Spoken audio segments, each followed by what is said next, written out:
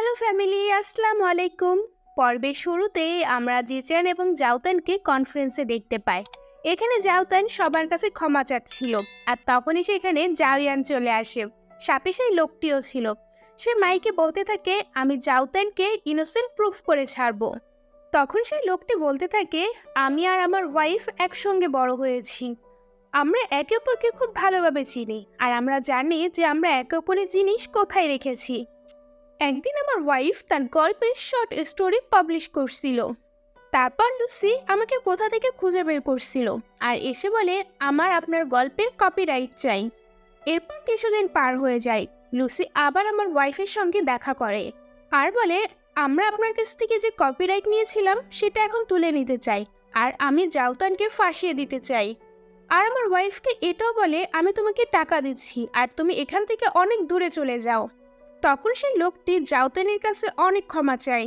এ কথা শোনার পর সেখানে যে সাংবাদিকগুলো ছিল, আচ্ছা ঠিক আছে, আমরা মেনে নিলাম, তাহলে এর প্রুফ দেখাও। আমরা কিভাবে মেনে নেব যে এই কথা সত্য? কিন্তু জাওয়ানের কাছে তো সেই এগ্রিমেন্ট ছিল না। তখন জাওয়ান সেই লোকটিকে বলে, তুমি কি এগ্রিমেন্ট সাথে করে নিয়ে এসেছো? তখন সেই লোকটি বলে, না, আমি সেই এগ্রিমেন্ট অনেক দিন ধরে খুঁজতেছি, কিন্তু সেটা আমি পাইনি। যখন পরিস্থিতি অনেক খারাপের দিকে যাচ্ছিল, তখন জিচান বলে, আমার কাছে একটা প্রমাণ আছে। তখন জিচান সেই লেখকের ভিডিও ওপেন করে। সেই লেখক সোজাসুজি বলে দেয়, লুসি আমার কাছে এসেছিল এবং আমাকে অনেক টাকা অফার করে এইসব করার জন্য, কিন্তু আমার কাছে টাকার চেয়ে আমার ক্যারিয়ার অনেক বেশি গুরুত্বপূর্ণ, তাই আজকে আমি এখানে এসেছি। আর লুসি জাউতানকে ফাঁসিয়েছে। এখানে জাওয়ান তো অনেক আপসেট হয়ে যায় যে আমি জিচানকে শুধু শুধু খারাপ ভাবলাম, কিন্তু জিচান তো সত্যি সত্যি জাউতানের সাহায্য করতে চাচ্ছিল। তারপর যখন কনফারেন্স শেষ হয়ে যায়, তখন জাওয়ান জিচানের কাছে আসে, এসে বলে, আমি এখন এই কোম্পানি ছেড়ে দিতে চাই না, আপনি কি আমার রেজিগনেশন লেটার ফেরত দিতে পারেন? তখন জিচান বলে, তুমি তো আমাকে বলেছিলে যে তুমি একদম কথায় পাক্কা, তাহলে এখন এইসব কেন বলতেছো? আর তুমি এটাও বলেছিলে যদি আমার কথা আমি না রাখতে পারি তাহলে আমি ডগের মতো ডাকবো। তখন জাওয়ান বলে, হ্যাঁ আমি বলেছিলাম, আর আমি কখন বললাম যে আমি আমার কথা থেকে সরে যাচ্ছি? এবং সে ডগের মতো বাইক করতে থাকেন। তখন জিচান এইসব দেখে তো তার মুখ লুকাতে থাকে এবং অন্য সকলেও এইদিকে তাকিয়ে থাকে, কি হচ্ছে এখানে। তখন জাওয়ান বলে, দেখো, আমি কিন্তু আমার কথা রেখেছি, এখন আমাকে কিন্তু এই কোম্পানি ছেড়ে দিতে বলবা না। তখন জিচান বলে, আমি কি তোমাকে অদা করছিলাম যে আমি তোমাকে কোম্পানিতে ফেরত আনবো? তখন জাওয়ান বলল, তাহলে কি তুমি আমাকে পাগল বানিয়েছো? তখন জিচান বলে, তুমি এত সিনসিয়ার, আচ্ছা ঠিক আছে, আমি তোমার বিষয়ে ভাববো কি করা যায়। আর এটা বলে সে সেখান থেকে চলে যায়। তারপর জাওয়ান বাসায় চলে আসে এবং তার চুচুর সঙ্গে কথা বলে, এবং তারপর সে আবার ফোন নিয়ে বসে পড়ে জিচানের সঙ্গে কথা বলার জন্য। এখানে জিচান তার অনলাইন ফ্রেন্ড, কিন্তু কেউ কাউকে চেনে না, আর তারা দুজনই একে অপরের কাজের বিষয়ে আলোচনা করতেছিল।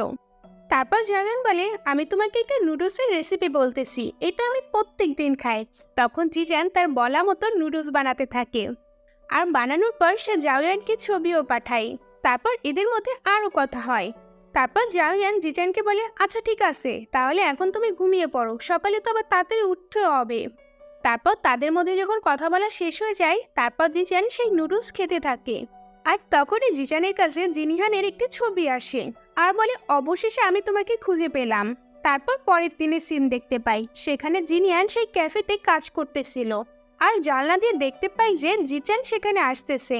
আর এখানে জিচান আর অন্য কেউ ছিল না, জিনিয়ানের ভাই ছিল। তাই জিনিয়ান তাড়াতাড়ি সেখান থেকে পালিয়ে যায়। তারপর জিচান সেই ক্যাফের ভিতরে আসে এবং চারদিকে খুঁজতে থাকে, কিন্তু সেখানে কেউ ছিল না। তারপর জিচান উপরে চলে যায়, যেখানে জিনিয়ানও ছিল। উপরে গিয়ে জিচান দরজা নক করে। অন্যদিকে জিনিয়ান কণ্ঠ বদল করে বলতেছে, কে? তখন জিচান বলে, এখানে একজন কাজ করে যার নাম জিনিয়ান, আপনি কি তাকে চিনেন? আর সে এখন কোথায় আছে? তখন ভিতর থেকে বলে, না, এখানে কোনো জিনিয়ান নামের মেয়ে তো কাজ করে না। আর বড় কথা হচ্ছে, আপনি উপরে কেন এসেছেন? কোনো বাইরের লোক উপরে আসতে পারে না। তারপর জিচান চলে যেতে থাকে, কিন্তু সে একদমই বিশ্বাস করতে পারতেছিল না, তাই সে বারবার পিছন ঘুরে তাকাতে থাকে।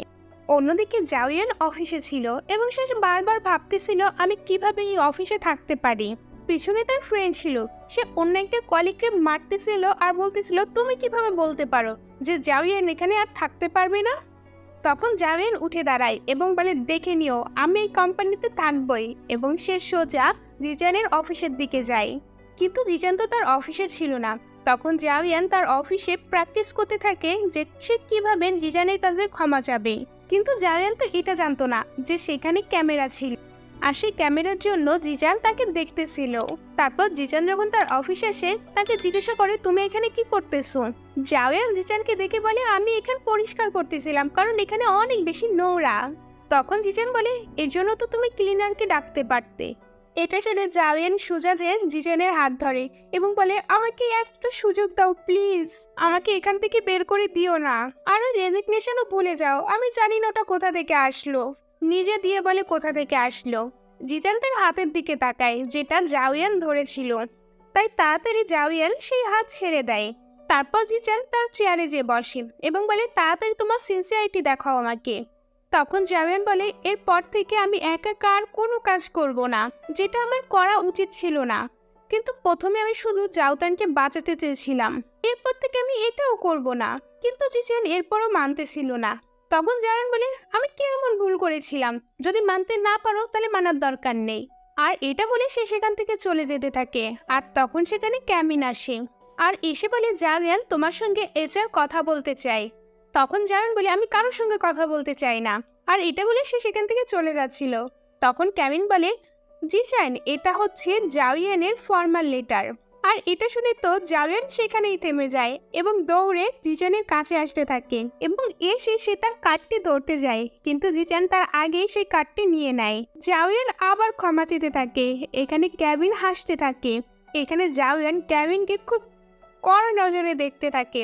এখানে ক্যাবিন চুপ হয়ে যায় আর তখনই তার কাছে একটা কল আসে, তাই সে কল অ্যাটেন্ড করার জন্য পাশে চলে যায়। এখানে জিজান জাওয়ানের কার্ডটা ডাস্টবিনে ফেলে দিতে যাচ্ছিল। এখানে জাওয়ান তার কার্ডটা নেওয়ার অনেক চেষ্টা করতেছে, কিন্তু জিজান তার কার্ডটি ডাস্টবিনে ফেলে দেয়। জাওয়ান এটা দেখে অনেক বেশি স্যাড হয়ে যায়। তখন জিজান বলে, এইচআরের কাছে যেয়ে তুমি তোমার অন্য কার্ডটি নিয়ে নাও। জাওয়ান এটা শুনে তো অনেক বেশি খুশি হয়ে যায়। তখনই ক্যাবিন আসে এবং তাকে কোম্পানির কিছু কথা বলতে থাকে। জাওয়ানও সেই কথা শুনতে চায়। তখন জিজান বলে, তুমি এইসব কথা থেকে দূরে থাকো। এবং জিজান জাওয়ানের ফাইলটাও ডাস্টবিনে ফেলে দিতে চাচ্ছিল। এটা দেখে জাওয়ান বলে, আচ্ছা ঠিক আছে, আমি চলে যাচ্ছি, আমি আর কোনো কথা শুনবো না। তারপর জাওয়ান যখন তার ডেস্কে আসে বসে, তখন তার ফ্রেন্ড বলে, তুমি ফায়ার হয়ে যাওনি তো? তখন জাওয়ান বলে, না। আর তুমি কি স্পোর্টসের বিষয়ে ইনফরমেশন বের করতেছো? আর তুমি প্লিজ আমাকে সেই স্পোর্টসের ইনফরমেশন আমাকে একটু দিও, কারণ ভিতরে স্পোর্টস নিয়েই কথা বলতেছিল। তারপর জাওয়ান যখন বাসায় আসতেছিল তখন তার কাছে তার ফ্রেন্ডের কল আসে এবং বলে, আমাদের কোম্পানি কিছু স্পোর্টস লোক খুঁজতেছে। তাদের রিকোয়ারমেন্ট অনুযায়ী যদি কোনো স্পোর্টসের লোক পাওয়া যায় তাহলে তারা তাদের কোম্পানিতে রেখে দেবে। তখন জাওয়ান বলে, এই লিস্টে তো তাহলে অনেক খেলোয়াড় আছে। তখন জাওয়ানের মনে পড়ে যায়, এখানে তো আমাদের জাওয়ান সাহায্য করতে পারে। তারপর জাওয়ান জাওয়ানের সঙ্গে দেখা করতে যায়, কিন্তু সে প্রথমেই তার ফ্রেন্ডের সঙ্গে দেখা হয়ে যায় এবং সে তাকে কিছু জিনিস দেয় এবং বলে, আমি আমার কোম্পানির পক্ষ থেকে জাওয়ানের সঙ্গে দেখা করতে এসেছি। তারপর জাওয়ান যেতে থাকে। তখন তার ফ্রেন্ড বলে, সে এইদিকে নেই, ওই দিকে আসছে। সে এটাও বলে, জাওয়ানের কাছে কিছু কোম্পানির লোক এসেছে এবং সে তার সঙ্গে কন্ট্রাক্ট সাইন করতেছে। আর এই কথা শোনার পর জাওয়ান দৌড়ে যেতে থাকে আর সেখানে যেয়ে সে স্টপ বলে। স্টপ বলার পর সে জাওয়ানের কাছে যায় এবং কন্ট্রাক্ট দেখতে থাকে আর বলে, তুমি সাইন করোনি তো? তারপর সে যখন কন্ট্রাক্টে তাদের কোম্পানির নাম দেখতে পায় তখন সে অনেক বেশি অবাক হয়ে যায়। কোম্পানির নাম দেখার পর সে যখন অন্যদিকে তাকায় দেখতে পাই যে সেখানে জিজানি বসে আছে। আর এটা দেখে তো সে পিছনের দিকে পড়ে যেতে থাকে আর জিজ্ঞাসা করে, তোমরা এখানে কি করতেছো? কিন্তু জিজান কোনো উত্তর দেয় না, তাই জাওয়ান খুব শান্তভাবে সোফায় বসে পড়ে। তখন জাওয়ান বলে, আমি যে শর্তগুলো রেখেছি আপনারা যদি সেটা পূরণ করতে পারেন তাহলে আমি এই কন্ট্রাক্টে সাইন করে দিচ্ছি। তখন জাওয়ান বলে, তুমি কি শর্ত রেখেছো? তারপর আমাদের আবার রিভার্সে নিয়ে যাওয়া হয়। তখন আমরা জানতে পারি যে জাওয়ান এই শর্ত রেখেছে যে আপনি যদি স্পোর্টস ডিপার্টমেন্টে জাওয়ানকেও রাখেন তাহলে আমি এই কন্ট্রাক্টে সাইন করতে পারি। তখন জিজান বলে, না, এটা আমি করতে পারবো না, আর তুমি যদি সাইন করতে চাও করো, না হলে করার দরকার নেই। জাওয়ান যখন মানতেছিল না তখন জিজান সেখান থেকে যেতে থাকে। তখন জাওয়ান বলে, প্লিজ জানান, আমার জন্য মেনে নাও না সবকিছু, কারণ এই কন্ট্যাক্ট আমার কোম্পানির জন্য অনেক বেশি গুরুত্বপূর্ণ। আর তুমি যদি আমার জন্য এই কন্ট্যাক্ট না করো তাহলে এই কোম্পানির অনেক বেশি ক্ষতি হবে। আর এই কথা শোনার পর জাওয়ান সেই কন্ট্যাক্টে সাইন করার জন্য রাজি হয়ে যায়। আর এর মধ্যে দিয়ে জাওয়ান এবং জিচানের মধ্যে ডিলও হয়ে যায়। আর কন্ট্যাক্ট সাইন হয়ে যাওয়ার পর জাওয়ানকে ড্রিঙ্ক দেয় আর দেখে যে আমি তো জিজানের জন্য কোনো ড্রিঙ্কই আনিনি, তাই সে নিজের ড্রিঙ্কটি জিজানকে দিতে থাকে। অন্যদিকে জাওয়ান এক সিপ নেয় এবং দেখতে পায় যে এটা সুগার ফ্রি না। অন্যদিকে জাওয়ানের কাছে সুগার ফ্রি ড্রিঙ্কটি ছিল। তখন জাওয়ান বলে তুমি এটা নিয়ে নাও। তারপর জাওয়ান সেই অন্য ড্রিঙ্কটি খেতে থাকে যেটা জাওয়ান আগেই নিয়েছিল। জিজান এটা দেখে অনেক বেশি জেলাস ফিল করতেছিল এবং দৌড়ে যেয়ে সেই ড্রিঙ্কটি ফেলে দেয়। তারপর তারা দুজনে যখন জিজানের দিকে তাকায় তখন জিজান বলে আসলে এর ভিতর ব্যাকটেরিয়া ছিল আর এটা তোমার পেটে ক্যান্সারও হতে পারে। তখন জাওয়ান পরিস্থিতিটা সামলানোর জন্য বলে আমার বস আমার অনেক কেয়ার করে। তখনই জাওয়ানের কাছে কল আসে। তখন জিচান এবং জাওয়ান সে জায়গাটি ঘুরে দেখতে থাকে। আর এখানেই এই পর্বটি শেষ হয়ে যায়। কেমন লাগছে আমাকে জানাতে ভুলবেন না। যদি ভালো লাগে অবশ্যই লাইক, কমেন্ট এবং সাবস্ক্রাইব করে যাবেন। তো আজকের মতো আল্লাহ হাফেজ। নতুন পর্ব নিয়ে খুব তাড়াতাড়ি দেখা হবে।